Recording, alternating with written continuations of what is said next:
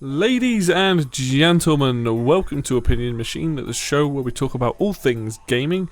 My name is Killjoy, and today I want to talk about the importance of trailers in video games. And this has come about because of a few different things, but primarily I have been thinking about the backlash for the recently announced Saints Row reboot, as well as the Marvel Midnight Suns trailers, and I want to give those examples, but I also want to show a good example, or maybe too much of a good example as well, and talk about that stuff, because like, trailers are really important, and I feel like, especially as a consumer, your first impressions for games are always going to be trailers. They're designed to sell you it, and I feel like with Saints Row and with Marvel Midnight Suns, they may have just missed the mark a little bit. So let's start with Saints Row.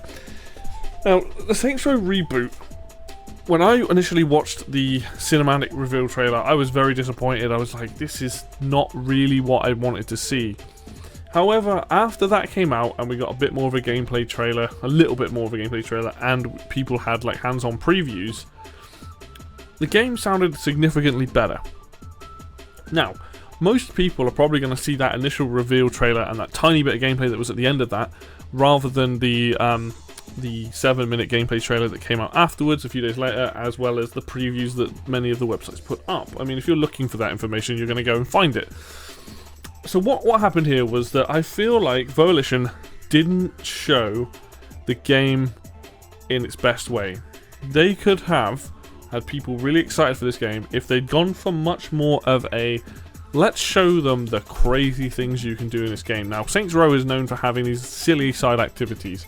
Saints Row 3 itself has you one activity driving around in a car with a tiger attacking you. It has you driving around on a buggy on fire, blowing things up. You have insurance fraud, which is like you're playing in traffic and you're trying to get as much money for like breaking your bones. You've got the mayhems with the different items. You've got mayhems with the tanks. You've got the helicopter stuff. Like, there's all these crazy side activities that make that game really, really fun. And I feel like in this instance, what they should have done, even in that cinematic reveal trailer, was show off more of like some of that crazy stuff. We found out afterwards there's 3 gangs in this game, and they showed the most boring one. The other 2 gangs sounded way better, and I feel like if they'd just shown that off in the trailer, they would have had people more excited. Granted, people weren't a fan of the characters, and we've had an early look at them, and yeah, they seem a bit like, We'll find out more when the game comes out, but the gameplay, if they really nailed the gameplay and showed off those side activities and showed off some of the crazy weapons in the game, would have gone over much better. And I feel like this is where, they got defensive of saying, we're not changing the game we're making. That's fine, no one's asking you to change the game you're making, but show people a reason why this, why this game is going to be Saints Row that you love and it's silly and all this stuff. And it didn't do a very good job of it. Like, straight up, I think they missed the mark on this one. Everything I've heard about it since, yeah, sounds great. And that's exactly what I want to see and hear in this game. I want the gangs to be very different. I want the side activities to be crazy and silly, and I'm sure there will be even more new ideas in the game that are just ridiculous. But you didn't show that. You showed off a reveal trailer that was quite boring. Let's be honest, it was a bunch of these 4 like sort of teenage to like young people stealing some weapons and then driving a car and then crashing it, and then the one cool thing was this rocket launcher that fired out like 9 rockets. You didn't show any of that in that. Like, yeah, the gameplay reveal trailer should have been bigger, should have maybe been the mainstay. Just showing off like some of the side activities, so like 30 seconds on this one, 30 seconds on the next one. Yeah, I'm sure that stuff's gonna come, but you could have done that straight away, and I think that would have significantly gone over better with the audience. People are like, oh, what, you know what, like, I'm not so bothered by this and this, like, the gameplay looks great. And I think they missed it there. Marvel Midnight Suns, on the other hand, had a fantastic cinematic trailer that looked really cool, but they messed up with their gameplay trailer. Now, the big thing at the moment is this Marvel game has a card-based mechanic in it, which they haven't explained. They did have a gameplay reveal trailer, but they spent too much time talking about the other stuff, and I think that was the wrong approach. What they should have done was gone, here is half of a mission. This is how you start the mission. Here's your card loadout. We'll get onto the cards in a sec. Show the characters moving.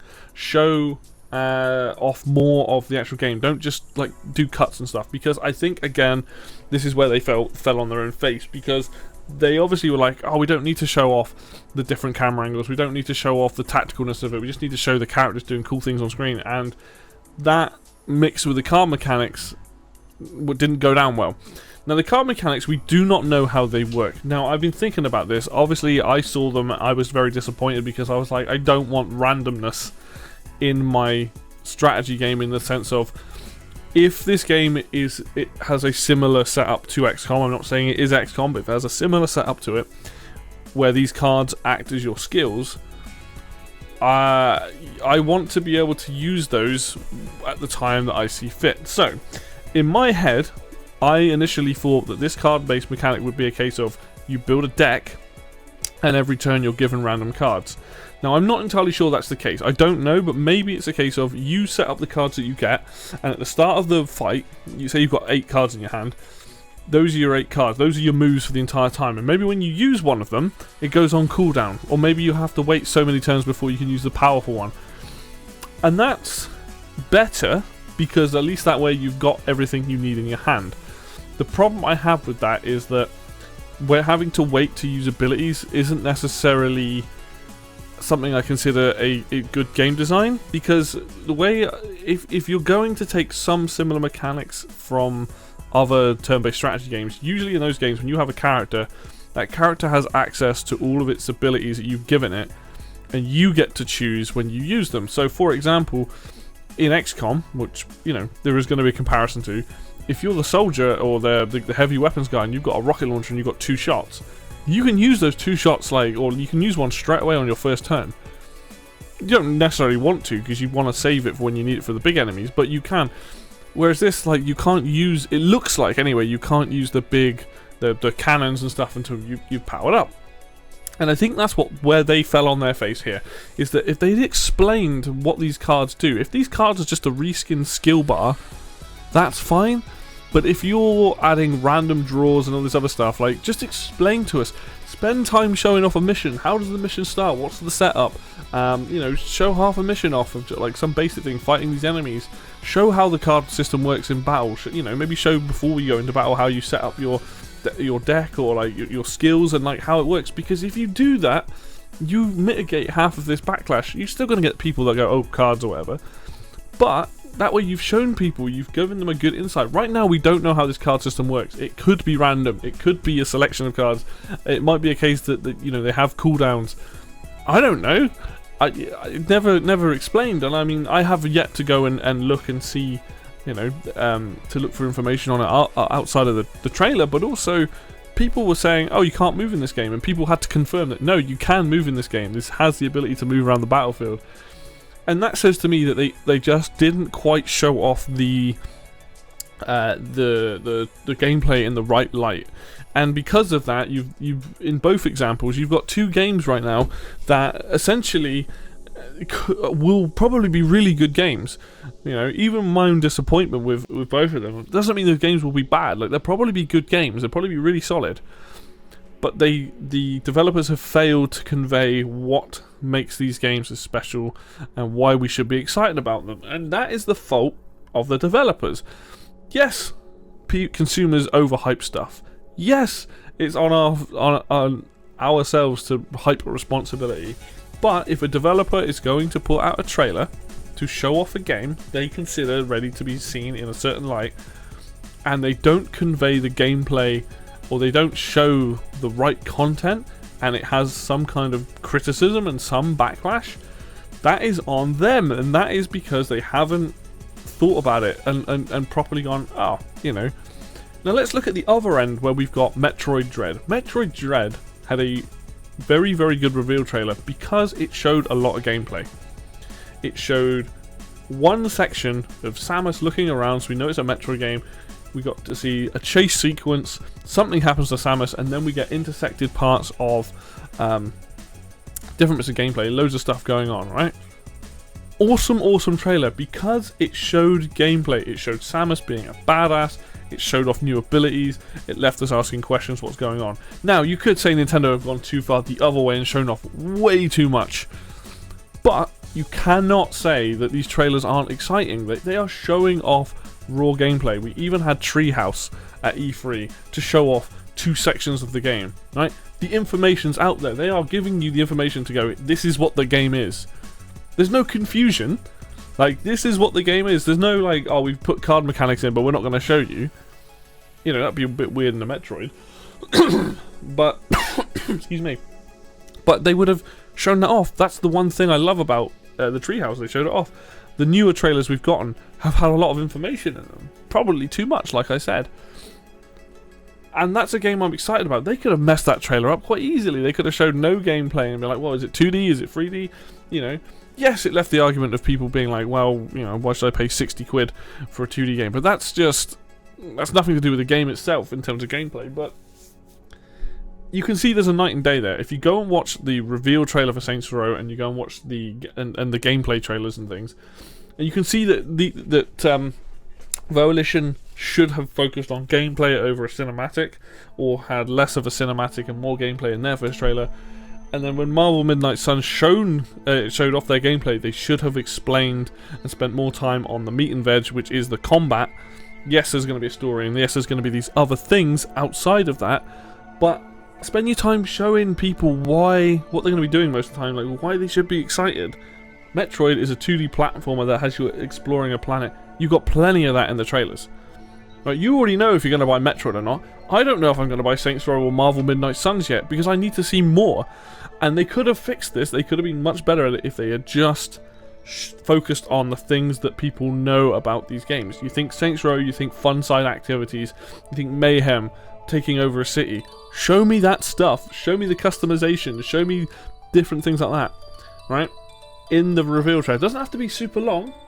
Be like 10 seconds, or, you know, 10 seconds of this, 10 seconds of that, 5 seconds of this. You know, just show me the stuff that people know and love about your series. Same with Midnight Suns. Focus on the main gameplay. Don't worry about the side stuff. Tell us about that later. You know, maybe just mention it, but have trailers on that stuff later. You can flesh that out, but focus on what people are going to be doing in that game and be like, here is why we think this card system is going to be really fun to use. This is how it works.